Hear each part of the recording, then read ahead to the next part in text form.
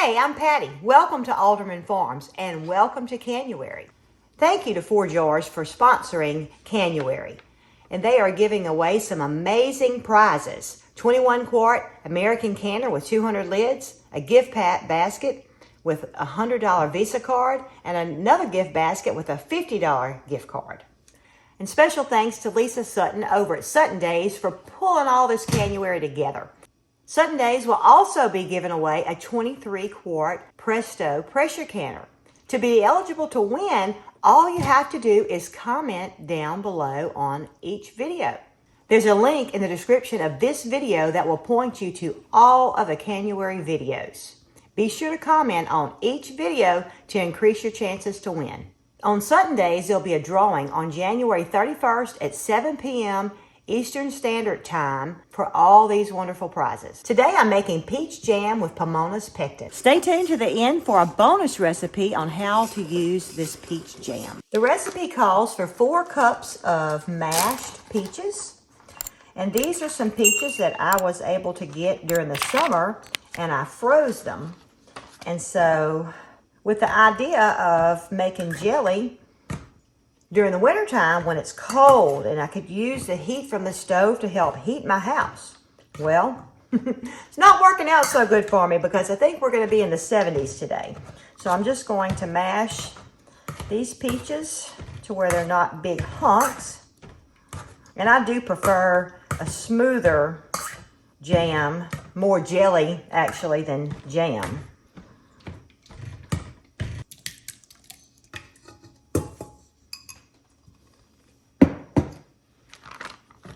I didn't remember if I had measured my peaches or not, but that turned out to be 2 cups. So it's working out good so far. And I didn't add any juice to this. This is just the natural juice that's came out of the peaches.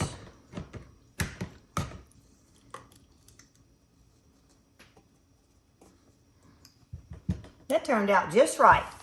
Now I have my pot here. I'm going to go ahead and add my peaches to the pot. With Pomona's Pectin, you actually use what they call calcium water, and you have to make that, and they actually send the calcium powder. This was a 1/4 of a cup of water, 1/4 of a cup of calcium powder. They actually send it with your pectin, and you have to use it in your recipe. And I'm supposed to shake it up really, really good. And with this recipe, I have to add 4 teaspoons of calcium water. 1, 2, 3, 4. And I also have to add a 1/4 of a cup of lemon juice. All right, we'll stir that in real good. You always want to use a pot that's a lot bigger than what you need as far as filling it up, because jelly can, as it boils, it can rise up and you don't want it to overflow. I've done that before, so it's not fun. As you can see, I have a lot of the calcium water left. I can store this in the refrigerator for later use. Now I need to bring this to a full rolling boil. While we're waiting on this to boil, which you have to watch it very closely because we don't want it to stick and burn. But I want to show you what I have prepared. I have a pot here of hot water where I'm going to place my lids that I've already washed. I have my bands here ready that I've already washed. And I also have a kettle of hot water that I'm going to turn it on and get it a little hotter, because I'm going to put my jars in here to keep my jars hot. Now, I do sterilize my jars. I researched it because on the instruction for Pomona's, it doesn't say to sterilize my jars. And so I did a little research because I remember I've always sterilized my jars. And it said that if you do a hot water bath for at least 10 minutes, that you don't have to sterilize your jars. But I've sterilized mine anyway. And what I've done is just put them in my hot water bath pot. I need this water hot anyway, and so I've sterilized my jars in here. With Pomona's Pectin, one good thing about it is that you can control the amount of sugar. In the recipe for the peach jam, I can add anywhere to 3/4 cup of sugar to 2 cups of sugar. Now, I have chosen the 2 cups. At this point, you don't want to add any more sugar than that because the pectin works in a low sugar environment. And then I need to add my pectin to my sugar, and mix it in really good. We won't add this to the peaches until they have boiled for 2 minutes. I can add more sugar once I stir this in and cook it for the appropriate time, and I may do that because I do have a sweet tooth. Okay, I'm going to go ahead and remove my jars. I'm still watching my peaches very closely and stirring them. I'll keep this water on low because I want it to be good and hot to do my hot water bath.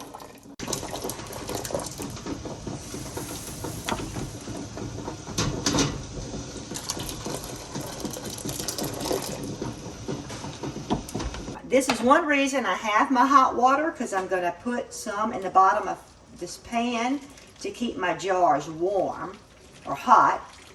And also I have it because a lot of times with my hot water bath pot, I'll need a little more water to cover my jars. You can see that it is boiling some there, but when I stir it, my boil goes away. So that's not a full rolling boil, and that's what we're looking for. Jelly is the first thing that I learned to can. To me, it was the easiest because you use the hot water bath method rather than pressure canning. So that's where I started my canning journey, is with hot water bath. Now this is the sort of boil that I'm looking for. You see, as I stir it, it stays boiling. I can't stir the boil away. Now on to the next step. This is my 2 cups of sugar with my pectin. It says to stir vigorously for 2 minutes, 1 to 2 minutes, to make sure the pectin is mixed in and dissolved. And then I'll need to return it to a full bowl, rolling boil.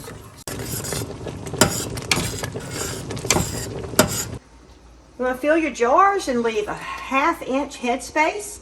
My little measurer has numbers on it that tells me, and that one is too full.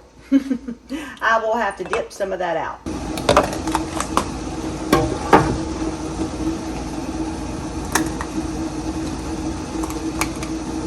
This recipe said that it would make 4 cups of jam, but I'm getting an extra cup or so out of it. That's why I always try and remember to have extra jars ready. But last time I did forget that. My jar got a little full. I can just dip a spoon in and add it to another jar. You know what I just thought about? I haven't tasted it to see if it's sweet enough. It's a little tart, but it's definitely edible. Be sure to wipe the rims of your jars off, because if there's some fruit up on the rim of your jar, it will prevent your lids from sealing.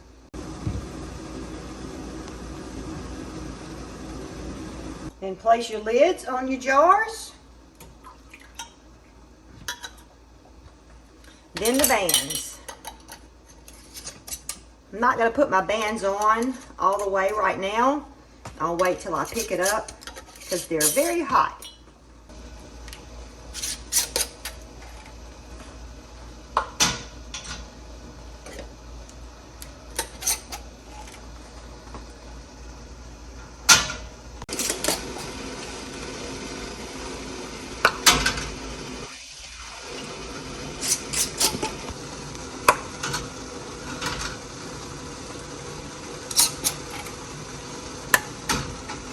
All right, I've got my fire turned on high. I'm gonna go ahead and drop them in. And I want you to see that I can't stick my finger in there, but the water should be 1 inch above my jars. And in fact, you can see this one a little bit is actually sticking out. That's why I have extra hot water, because I never seem to get it just right, and it's gonna fluctuate however many jars you have in there and what size. Also, I want to say about the size of my jars, I'm just doing 1/2 pints because it's just Tommy and I, and that's what I love about making homemade jelly. You can use whatever size jars is good for your family. I'll time this for 10 minutes once it reaches a full rolling boil.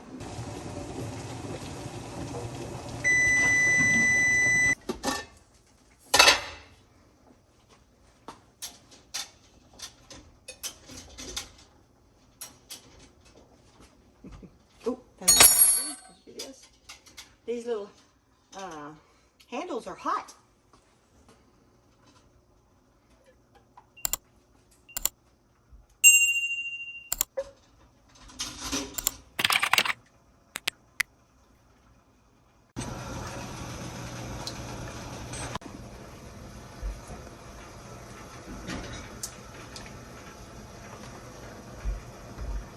Very pleased at how the jelly has turned out so far, and you know, I had that little taste, so it tastes wonderful too. I've already had a couple of the jars go ahead and pop down already. If you'd like to get you some 4 Jars lids, there's a link down below. Use my code and get 10% off. Bonus recipe. All right, I've melted a little bit of butter in my dish. The size of the dish is going to depend on the size of the dessert you want to make.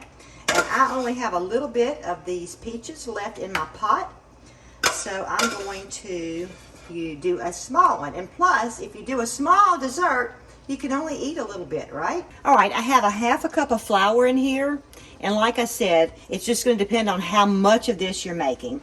And I'm just kind of winging this, and I'm going to put a little bit of baking powder in here. Looks like about a teaspoon or half a teaspoon. And put a little bit of salt, just a teeny bit of salt. Now I'm going to stir that together. A little bit of sugar.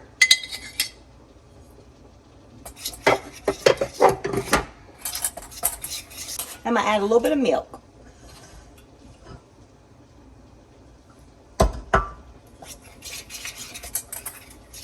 This recipe is kind of adapted from the Bates cobbler. It's a recipe that I have come across a long time ago. It's a quick, simple way to make a cobbler. And I'm using spelt flour, by the way, if it's looking a little brown to you. All right, I've got it stirred up, and I'm just going to pour it on the top.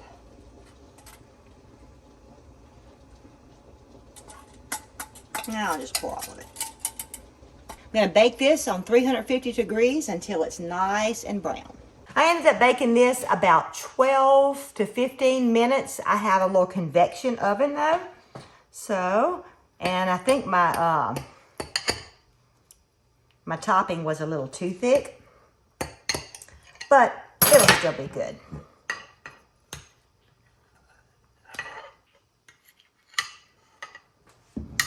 Probably would be best to let it cool just a little bit. Have us a little Cool Whip with it, and that'll be delicious.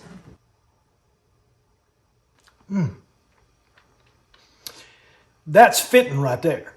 Don't forget to check out the playlist below and comment, comment, comment. Good luck.